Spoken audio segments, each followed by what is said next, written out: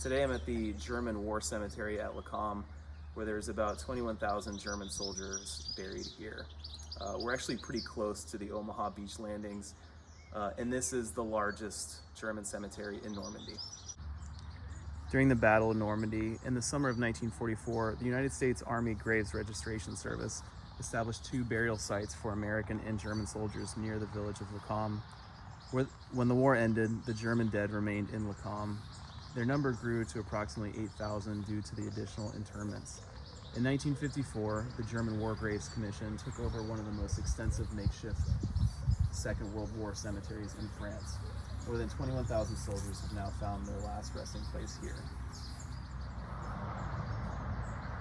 In 1957, young adults from several counties helped the Volksbund, German War Graves Commission, for the first time with the restoration of a war cemetery in France within the scope of an international youth camp.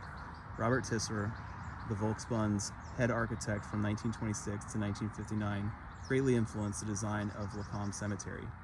It included the construction of an entrance building with a narrow round archway and the erection of a 6-meter tumulus communal grave topped by a large cross hewn from basalt lava. The cemetery was inaugurated in 1961. Rather than marking each grave with individual crosses as before, symbolic crosses were fashioned for groups of graves. They represent a unit of soldiers standing in line, with the commander at the head of his troop. The planting would determine the feel of the entire cemetery.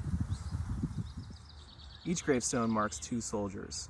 Some of the soldiers buried are unknown. At the top, this marker says, "A German soldier." In the center of the cemetery, there is a so-called tumulus, a burial mound.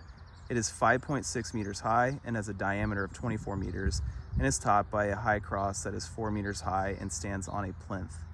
The burial mound covers the bodies of 207 unknown soldiers and 89 soldiers whose names are known. A speech by war-blinded Hans Hammer on the occasion of the inauguration on 21st September 1961. 17 years ago, I was wounded during the heavy battles here in Normandy and lost my eyesight. Today, I would like to welcome you in the name of all the many thousands of soldiers who are not able to return home and have found their last resting place here in the cemetery. Amongst them, 5 of my closest comrades. I dug the graves for 2 of them myself back then. So it's a weird mix of emotion being here, considering this is a German war cemetery. There are a lot of SS soldiers that are buried here. There's a lot of diehard Nazis buried here, and no doubt there are war criminals buried here. But there's also some unfortunate people that were just living in German territory that were no doubt forced to fight for the Nazis and did die during the Battle of Normandy that are also buried here. While this is a well-maintained cemetery, the symbolism is strong. When you compare this with the American cemetery right up the road, there are about twice as many people buried here. However, the land is significantly smaller.